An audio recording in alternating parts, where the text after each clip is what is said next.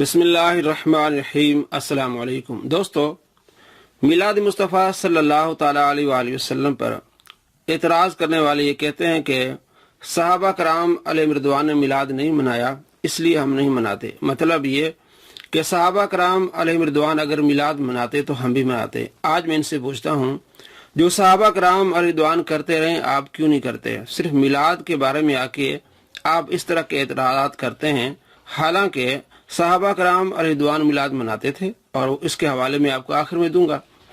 پہلی بات، آج ہم ان سے 3 سوال کرتے ہیں کہ صحابہ کرام علیہ رضوان آپ صلی اللہ تعالیٰ علیہ وآلہ وسلم کی سنت پر عمل کرتے ہوئے امامہ پہنتے تھے؟ مسلم شریف کی حدیث ہے 3310، آپ صلی اللہ تعالیٰ علیہ وآلہ وسلم جب مکے میں داخل ہوئے تو آپ نے سیاہ امامہ پہنا ہوا تھا۔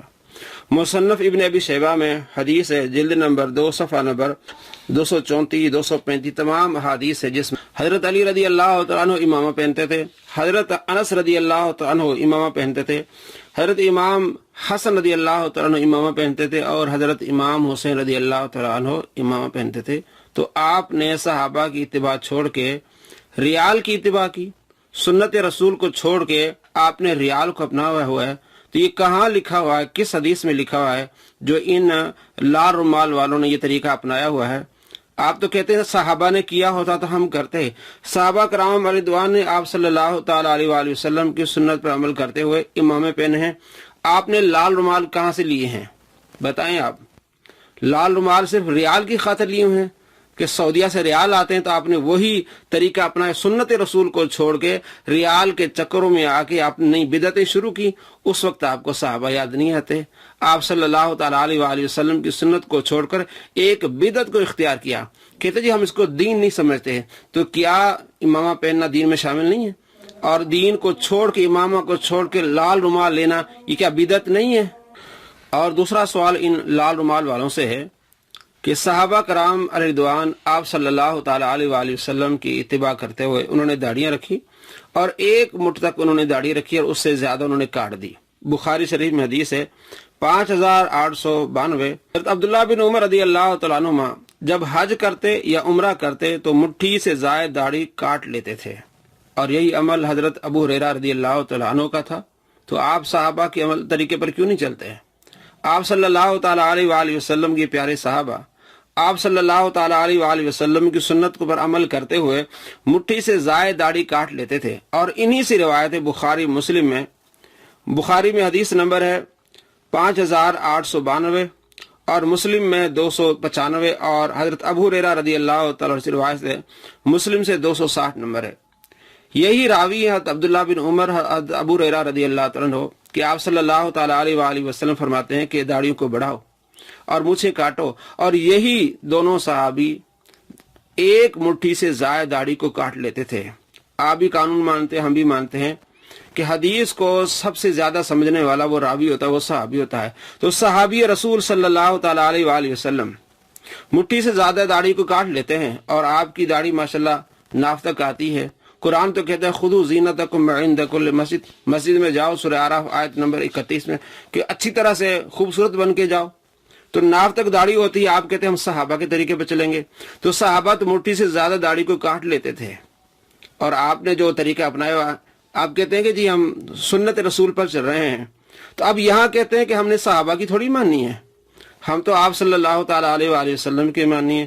آپ فرماتے ہیں کہ داڑھی بڑھاؤ تو ہم نے بڑھاتے جانا ہے۔ تو جس نے روایت کی عبداللہ بن عمر، جس نے روایت کیا ابو ہریرہ رضی اللہ تعالیٰ عنہ، ان کا عمل تو یہ ہے کہ 1 مٹھی سے زائد داڑھی کاٹ لیتے ہیں۔ اب آپ کو یہاں صحابہ کرام علیہ رضوان یاد نہیں آتے، صرف آپ دھوکہ دیتے عوام کو۔ تیسری مثال کہ ہم صحابہ کرام اگر عید میلاد النبی مناتے تو ہم بھی مناتے، صحابہ کرام علیہ رضوان جو عمل کریں گے وہ ہم کریں گے۔ اب میں آپ کو بتاتا ہوں، ابو داؤد شریف حدیث ہے 519، حضرت بلال رضی اللہ تعالیٰ عنہ جب اذان دیتے تھے فجر کی اذان، تو فجر کی اذان سے پہلے ہمیشہ یہ دعا مانگا کرتے تھے، اللہم انی احمدک واستعینک علی قریش ان یقیموا دینک، اے اللہ میں تیری حمد بیان کرتا ہوں، تیرا شکر ادا کرتا ہوں، اور قریش کے خلاف تجھ سے مدد مانگتا ہوں کہ وہ تیرے دین کو قائم کریں۔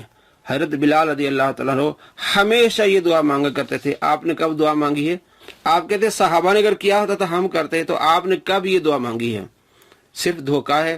صحابہ کرام رضوان سرکار دو عالم صلی اللہ تعالی علیہ وآلہ وسلم کا میلاد مناتے رہے ہیں۔ نسائی شریف حدیث نمبر 5426، صحابہ کرام رضوان بیٹھے ہوئے تھے، ذکر کر رہے تھے، آپ صلی اللہ تعالی علیہ وآلہ وسلم کی آمد کا ذکر کر رہے تھے، تو انہوں نے عرض کی جلسنا ندعو اللہ، ہم بیٹھے ہوئے ہیں اللہ سے دعائیں کر رہے ہیں، وَنَحْمُدُ عَلَىٰ مَا هَدَانَا لِدِينِهِ، اور ہم اللہ تبارک و تعالیٰ کی حمد بیان کر رہے ہیں کہ اللہ نے ہمیں ہدایت دی اپنے دین کی، وَمَنَّ عَلَيْنَا بِكَ، اور اللہ تبارک و تعالیٰ نے ہم پر احسان کیا آپ کے صدقے۔ یا رسول اللہ صلی اللہ علیہ وسلم، آپ کے صدقے اللہ تبارک و تعالیٰ نے ہم پر احسان کیا، تو ہم بیٹھے ہوئے اس کو ذکر کر رہے ہیں، یہ باتیں کر رہے ہیں۔ تو آپ صلی اللہ تعالیٰ علیہ وآلہ وسلم واقعی یہی کر رہے ہیں؟ انہوں نے عرض کیا رسول اللہ بالکل ہم یہی کر رہے ہیں۔ تو آپ صلی اللہ تعالیٰ علیہ وآلہ وسلم فرمایا اللہ تبارک و تعالیٰ فرشتوں کے سامنے فخر فرما رہا ہے۔ یہ صحابہ کرام رضوان آپ صلی اللہ تعالیٰ علیہ وآلہ وسلم کی مد و سرائی کر رہے ہیں۔ اسے تو ہم کہتے ہیں میلاد، کہ آپ صلی اللہ تعالیٰ علیہ وآلہ وسلم کا ذکر کیا جائے، آپ صلی اللہ تعالیٰ علیہ وآلہ وسلم کے معجزات بیان کیے جائے، اسے ہم کہتے ہیں میلاد النبی صلی اللہ تعالیٰ علیہ وآلہ وسلم۔ اور خود نبی پاک صلی اللہ تعالیٰ علیہ وآلہ وسلم نے اپنا میلاد کیسے منایا؟ بخاری شریف حدیث نمبر 3557، فرمایا میں اولاد آدم کے بہترین طبقات سے ہوتا ہوا اس طبقے میں پہنچا ہوں جس میں میں پیدا ہوا ہوں۔ تو یہی تو میلاد، اس کو ہم میلاد کہتے ہیں۔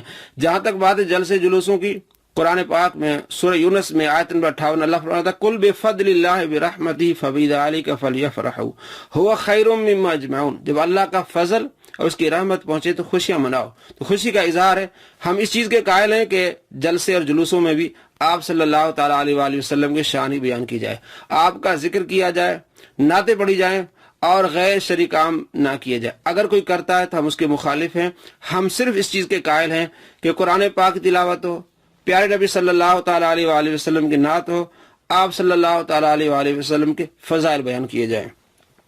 مسلم شریف حدیث نمبر 2276، حضرت واصلہ بن اسقع رضی اللہ تعالیٰ بیان کرتے کہ میں نے رسول اللہ صلی اللہ تعالیٰ علیہ وآلہ وسلم کو فرماتے ہوئے سنا اللہ نے اولاد اسماعیل علیہ السلام میں کنانا کو منتخب فرمایا، کنانا میں سے قریش کو، اور قریش میں سے بنو ہاشم کو، اور بنو ہاشم میں سے مجھے منتخب فرمایا۔ اسے کہتے ہیں میلاد مصطفیٰ۔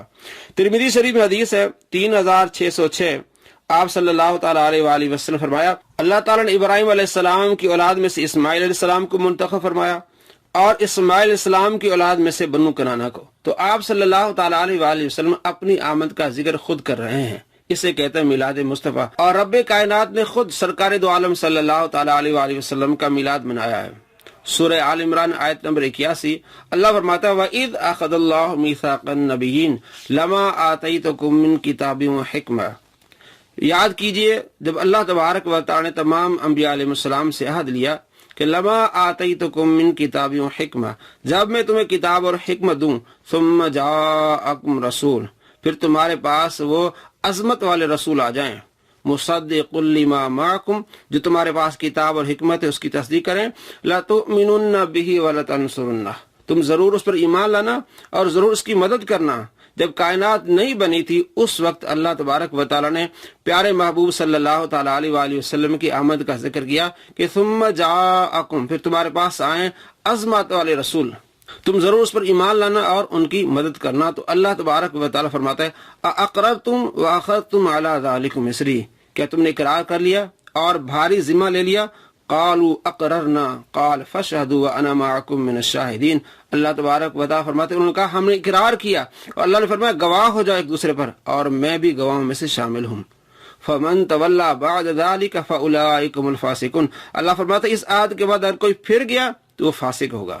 حالانکہ اللہ تبارک و تعالیٰ کے انبیاء علیہ السلام اللہ تبارک و تعالیٰ کے خلاف نہیں چلتے، خلاف ورزی نہیں کرتے، جو خود رب فرمائے وہی کرتے ہیں، کٹ جائیں شہید ہو جائیں، اللہ تبارک و تعالیٰ کی مخالفت نہیں کرتے۔ تو اللہ تبارک و تعالیٰ نے اپنے محبوب سے کتنی محبت فرمائی، یہ آپ کی آمد کا ذکر فرمایا، اور یہ سب سے پہلی محفل میلاد ہے کہ آپ صلی اللہ تعالیٰ علیہ وآلہ وسلم کا ذکر خیر اللہ تبارک و تعالیٰ نے انبیاء علیہ السلام کے سامنے کیا، جب آدم علیہ السلام، عیسیٰ علیہ السلام، موسیٰ علیہ السلام کوئی بھی دنیا میں ابھی تشریف نہیں لایا تھا، عالم ارواح میں سب سے پہلی محفل میلاد ہوئی ہے، ہم اسی کے قائل ہیں۔ تو یہ لوگ کیا کرتے ہیں، عوام کو دھوکہ دیتے ہیں کہ جناب علی یہ ناچ ہو رہا ہے، گانا، اور ہم اس کے قائل ہی نہیں ہیں۔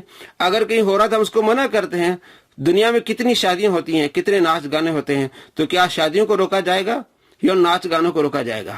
ये लोग धोखा देते हैं। तो मैंने आपको बताया आवाम को कैसे धोखा देते हैं कि सहाबा कराम रिदवान अगर करते तो हम भी करते। तो जो अमल सहाबा कराम रिदवान कर रहे हैं तो वो तुम क्यों नहीं कर रहे?